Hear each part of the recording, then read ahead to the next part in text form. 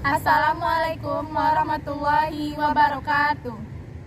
Perkenalkan, nama saya Anissa Zahra. Saya Clara Surya Zain, dan ada satu lagi teman kita, Suri Handani, dan kami akan membahas materi tentang lembaga kemasyarakatan.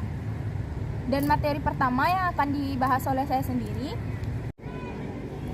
lembaga kemasyarakatan. Pengertian lembaga kemasyarakatan.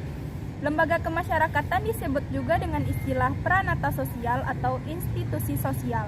Menurut Kue Joroningrat, lembaga kemasyarakatan adalah suatu sistem norma khusus yang menata suatu rangkaian tindakan berpola mantap guna memenuhi suatu keperluan khusus dari manusia dalam kehidupan masyarakat. Dari definisi tersebut dapat disimpulkan: 1. Adanya sistem norma. 2. Sistem norma itu mengatur tindakan berpola. 3. Tindakan berpola itu untuk memengaruhi kehidupan manusia dalam kehidupan masyarakat. Menurut Suarjono Sukanto, lembaga kemasyarakatan adalah himpunan dari norma-norma segala tindakan yang berkisar pada suatu kebutuhan pokok manusia di dalam kehidupan masyarakat. Dari definisi di atas dapat disimpulkan: 1. Himpunan norma-norma dalam segala tindakan.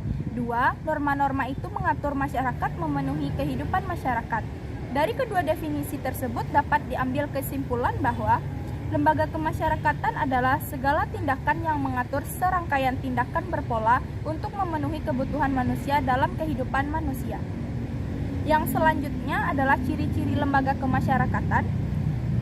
Sebuah lembaga memiliki ciri-ciri sebagai berikut. 1. Formalitas merupakan ciri lembaga sosial yang menunjuk kepada adanya perumusan tertulis daripada peraturan-peraturan, ketetapan-ketetapan, prosedur, kebijaksanaan, tujuan, strategi, dan seterusnya. 2. Hierarki merupakan ciri lembaga yang menunjuk pada adanya suatu pola kekuasaan dan wewenang yang berbentuk piramida, artinya ada orang-orang tertentu yang memiliki kedudukan dan kekuasaan serta wewenang yang lebih tinggi daripada anggota biasa pada lembaga tersebut. Yang ketiga, besarnya dan kompleksnya.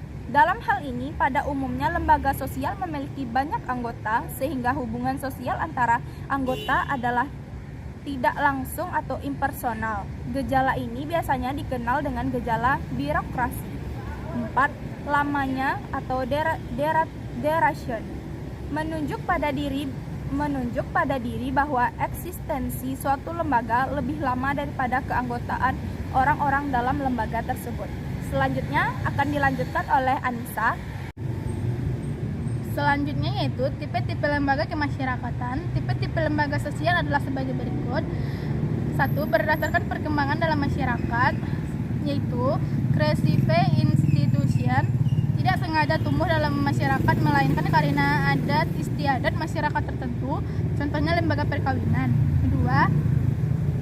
Enacted institution, sengaja dibentuk dalam masyarakat, contohnya lembaga pendidikan. Yang kedua, berdasarkan kepentingannya dalam masyarakat, yaitu basic institution, lembaga sosial yang penting keberadaannya dalam masyarakat, contohnya lembaga pendidikan dan lembaga keluarga. Yang kedua, subsidiary institution, lembaga sosial yang tidak terlalu penting, contohnya rekreasi. Yang ketiga, berdasarkan penerimaannya dalam masyarakat, yaitu appropriate atau snextitian institution, diterima masyarakat, contohnya lembaga pendidikan. Yang kedua yaitu unsanctioned institution, tidak diterima masyarakat, contohnya pelacuran. Yang keempat, berdasarkan popularitasnya, yaitu 1.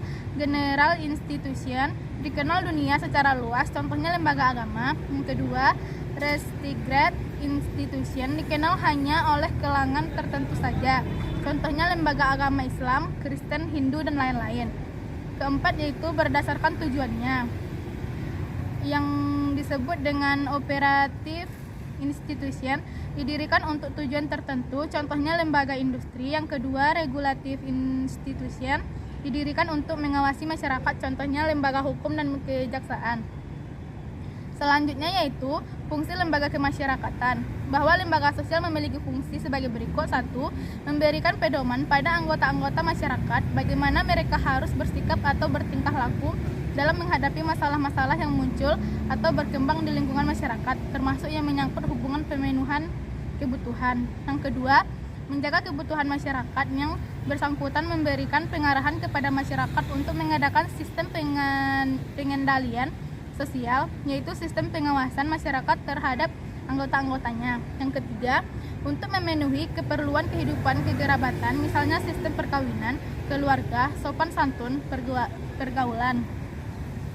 Yang keempat, untuk memenuhi keperluan manusia dalam hal mata pencaharian, memproduksikan, menimbun, menyimpan, dan mendistribusikan hasil produksi dan harta, misalnya lembaga ekonomi yang mengatur KURK.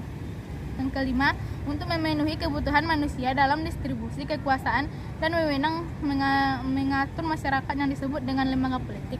Selanjutnya yang akan dilanjutkan dengan Suri Handani.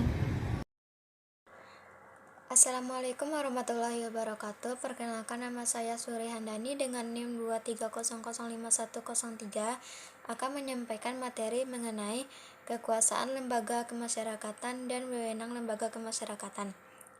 Lembaga kemasyarakatan adalah organisasi atau badan yang memiliki peran dalam masyarakat untuk mencapai tujuan tertentu. Kekuasaan dan wewenang lembaga kemasyarakatan dapat bervariasi tergantung pada jenis lembaga dan peraturan yang mengaturnya. Beberapa contoh lembaga kemasyarakatan yang umum meliputi organisasi nirlaba, klub olahraga, partai politik, dan banyak lagi macam contoh lembaga kemasyarakatan.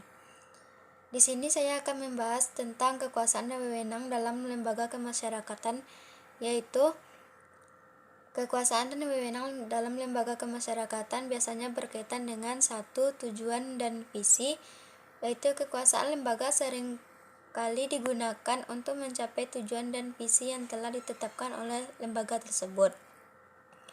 Ini mencakup perbuatan, kebijakan, dan strategi untuk mencapai tujuan tersebut. 2. Anggaran dan sumber daya, yaitu kekuasaan yang juga terkait dengan pengelolaan anggaran dan sumber daya lembaga. Ini termasuk pengumpulan, penggunaan dana, serta aset lainnya. 3. Keanggotaan. Dalam banyak lembaga, anggota memiliki peran dalam pengambilan keputusan. Mereka bisa memiliki hak suara dalam pemilihan pemimpin atau dalam memutuskan kebijakan. 4. Kepatuhan hukum, yaitu lembaga kemasyarakatan harus beroperasi sesuai dengan hukum dan peraturan yang berlaku. Ini mencakup aspek hukum terkait pajak, perizinan, dan peraturan lainnya. Kekuasaan dan wewenang dalam lembaga kemasyarakatan harus digunakan secara bertanggung jawab untuk mencapai tujuan tertentu. Sekian materi yang bisa kami sampaikan. Jika ada salah dan jakalnya kami mohon maaf. Assalamualaikum warahmatullahi wabarakatuh.